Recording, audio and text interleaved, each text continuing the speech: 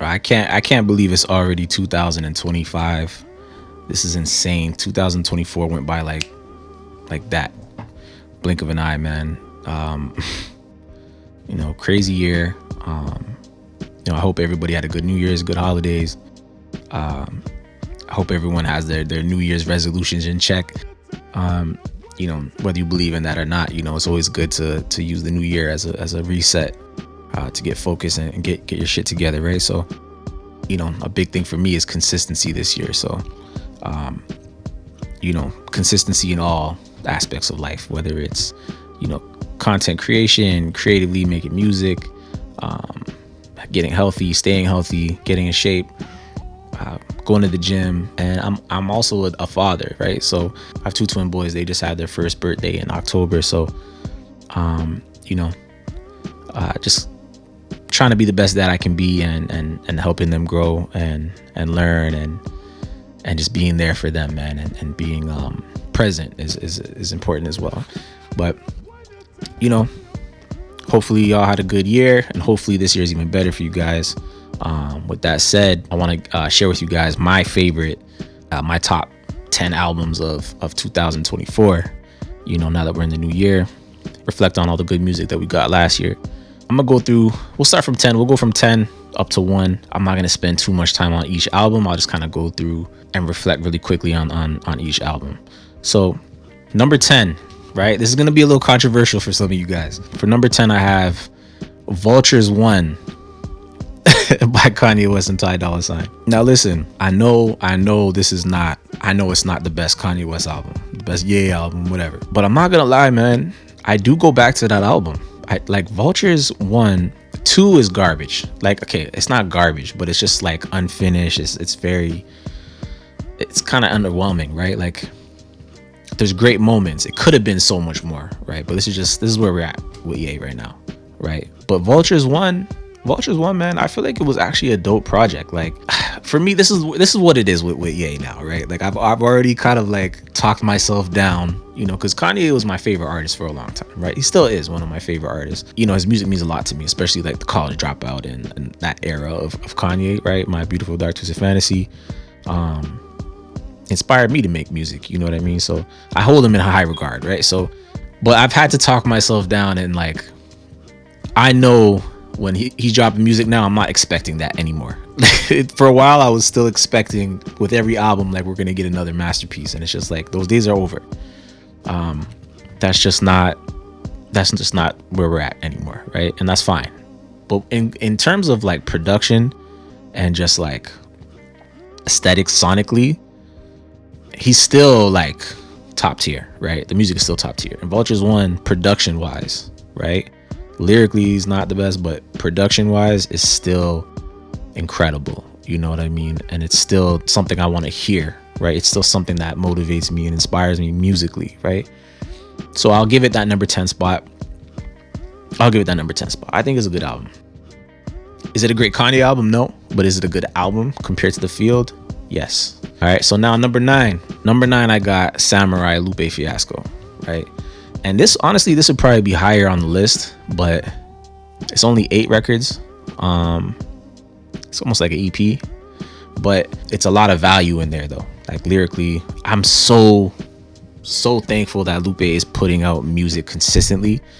After the whole Atlantic Records thing, I'm just happy, man. I'm just happy to get new Lupe music, honestly, man. Honestly, like, and now that he has the freedom to do whatever he wants, we're getting just like these dope conceptual pieces, man, and it's awesome, man. Like, him speaking from the perspective of Amy Winehouse, if she was like a samurai, or if Amy Winehouse was a battle rapper. Like, it's just dope, man. And if you haven't, check out Samurai Lupe Fiasco.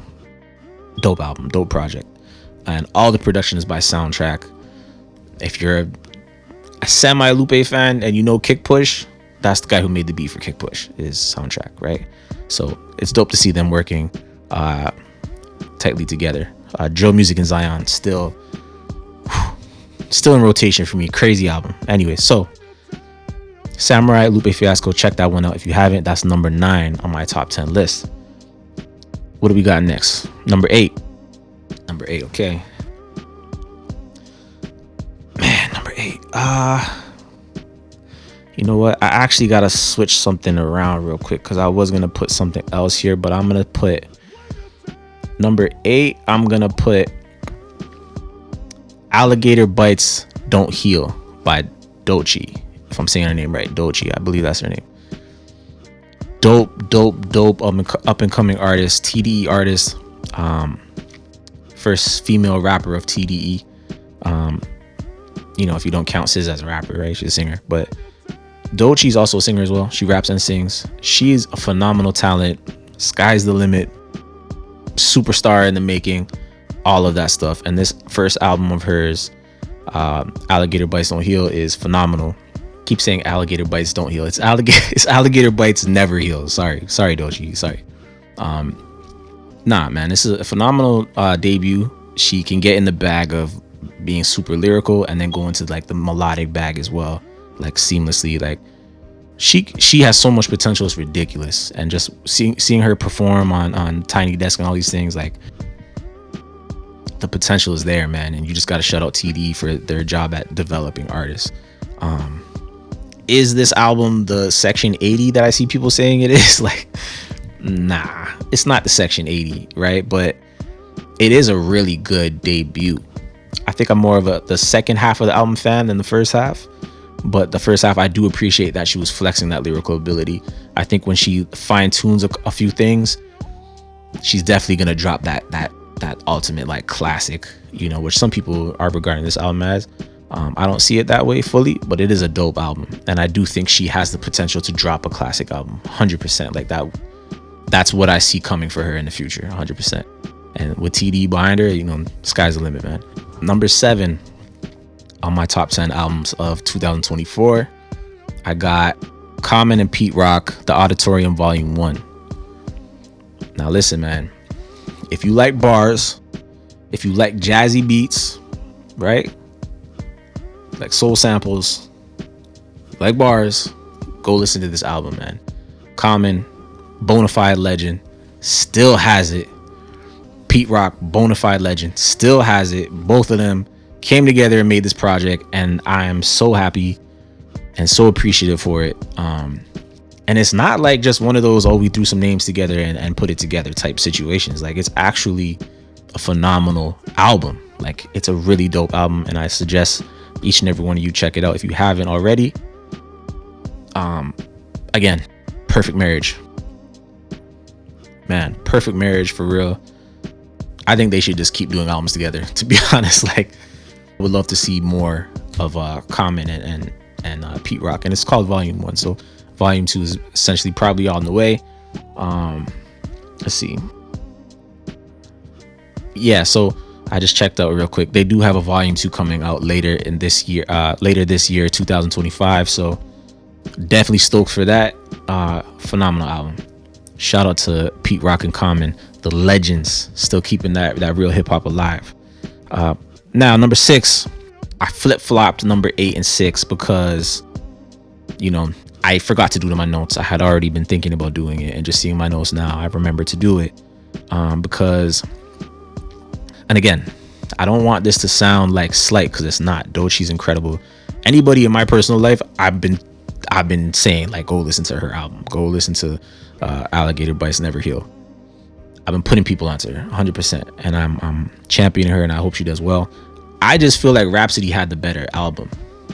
And I'm not trying to pit two females against each other, but I feel like Rhapsody is so slept on, man. Like, just because the image is not like what other female MC's image is, right? Like, it's like, I don't really know what it is. I don't know why we don't hold Rhapsody on a mainstream level, or just like on a level like in the culture, like why she's not more highly regarded, you know what I mean? But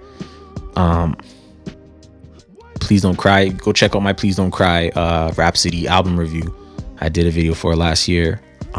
Incredible an album. I think it's her best album. I think it's her best work to date. The album is so good, and it's personal, right? And it's touching, and it's dealing with so many parts of just being a human being, and finding love and loving yourself and growing and evolving. And it's definitely, it was one of my favorite albums of the year, 100%. And I wish it got a little bit more limelight and spotlight and a little bit more attention, because it's a phenomenal album. It really is.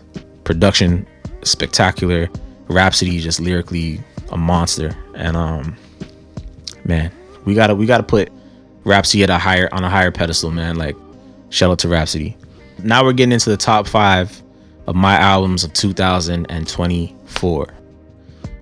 Number 5, the album that shook up the hip hop world, right? Nothing was the same after this shit dropped. We got Future and Metro Boomin, We Don't Trust You. Crazy album. Man, it's definitely one of Future's best projects. Metro Boomin, like, production as a producer, man. I make beats. Metro is he's just an alien, bro. Like, and I love the fact that he's been using the MPC lately and just like growing and evolving his craft. Metro is phenomenal, right? And I have to say that, I have to put that aside because, obviously he produced the album, right? He worked with Future on this album, but Metro got better. Like, Metro has definitely been in the lab, putting that work and putting the shots up, and you can hear it. This is his best production he's ever done in his career. And Future is on fire, man. This album and the other one, Still Don't Trust You, was crazy too. But I think I love that album as well. Like, I probably play the other one more, to be honest with you. But from a perspective of standout music and moments, We Don't Trust You is just like Future at his best. It's Metro at his best. It's just elite trap, avant-garde trap music. That's what it is to me. Like, just artistic street trap music. That's what that album is to me. Like, if you're a trap artist and you don't want to just sound like everybody else, and you're trying to figure out trying to look at what is like the blueprint for how to make amazing art but still be mainstream and still be hood and trap and all that, go listen to Future, We Don't Trust You.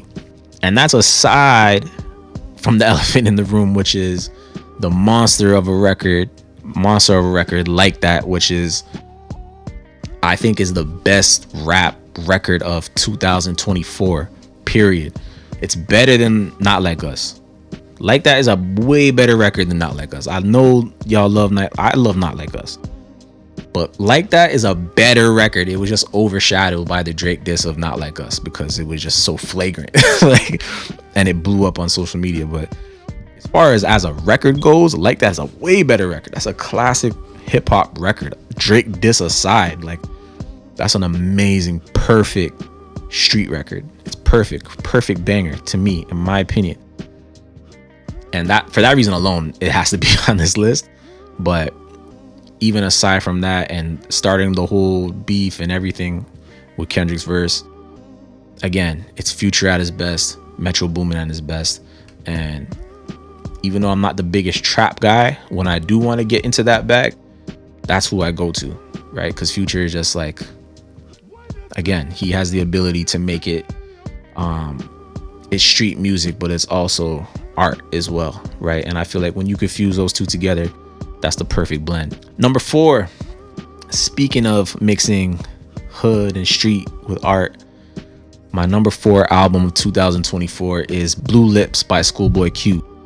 Schoolboy Q is back to making art, you know what I mean? Like, not that, like, Crack Shock wasn't a bad album, but you could tell, even himself, he's talked about it, like, it was trying to get the numbers, it was trying to do all that. But Blue Lips is like Schoolboy Q just like experimenting, and I love it. You'll have like a super jazzy sample, smooth, and then out of nowhere just a hard-hitting trap beat will come on, and it's just like, what the you don't even know what's happening, bro. Like, that's how the album was to me. Like, I appreciate the fact that Schoolboy Q went experimental route and made a true piece of art, and it's a great album, man. That's number 4. Now we're on to number 3 of my favorite albums of 2024, Chromacopia, Tyler the Creator. I think this is my favorite.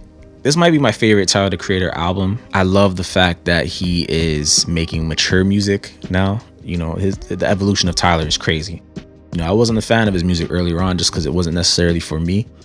I Thought it was a little like kind of immature, childish, a little too playful. But he's still playful now, but he's balanced it out with just like, finding himself fully as an artist and just growing and evolving. And Chromacopia is just like, the subject matter that he's touching on, I feel like is just a lot more relatable for me and just more something that I want to listen to content wise. So I feel like Chromacopia is my favorite Tyler the Creator album. At least right now I'm saying that, but phenomenal album.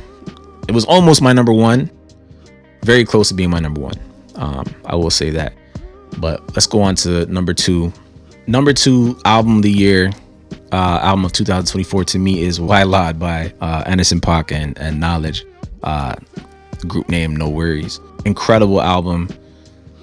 Man, I just want these two to only work together. Like, selfishly, like, the music that they make is so good. It's just like, it's soul, R&B, rap.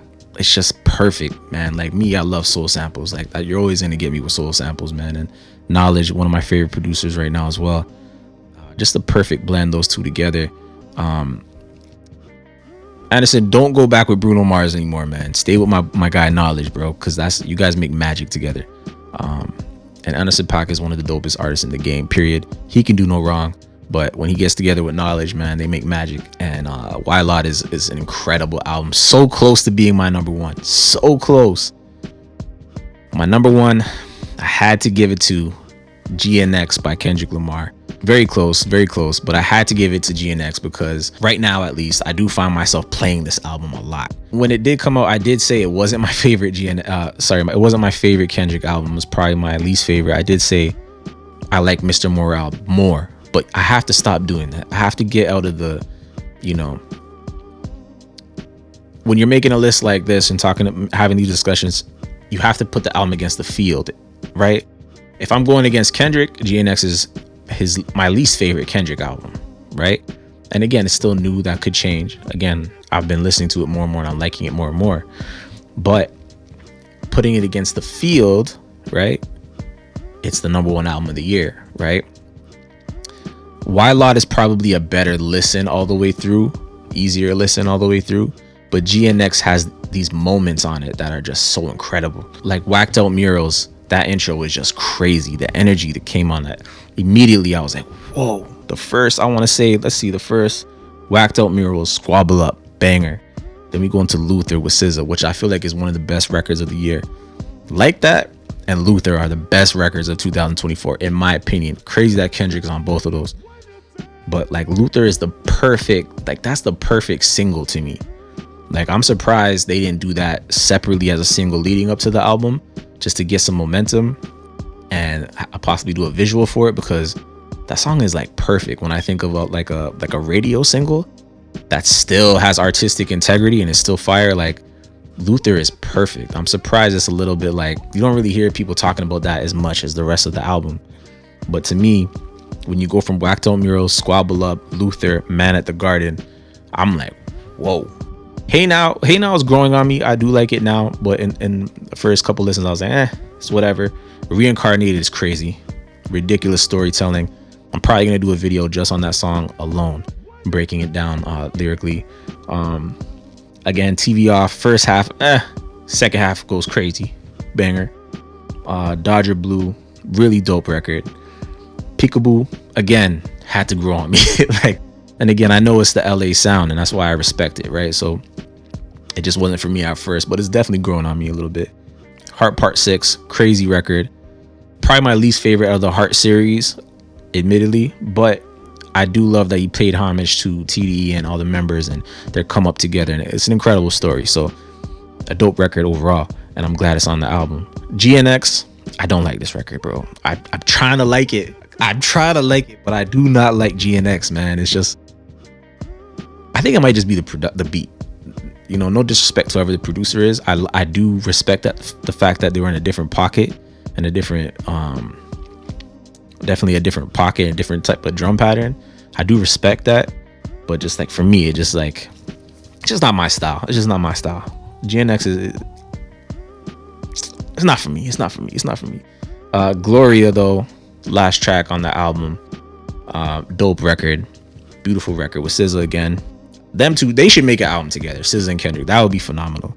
That would be a crazy collab project. Definitely need more Kendrick and SZA in general. But it's a short listen, 45 minutes. I said when after Mr. Morale came out, I said that usually Kendrick does experimental album and then more accessible album. Experimental album, it's more accessible album, and that's what the pattern still follows. I was right about that. After Mr. Morale, GNX is definitely more accessible, easier listening, shorter album. But I did come away from it thinking something was missing, and that's not because of the length of the album.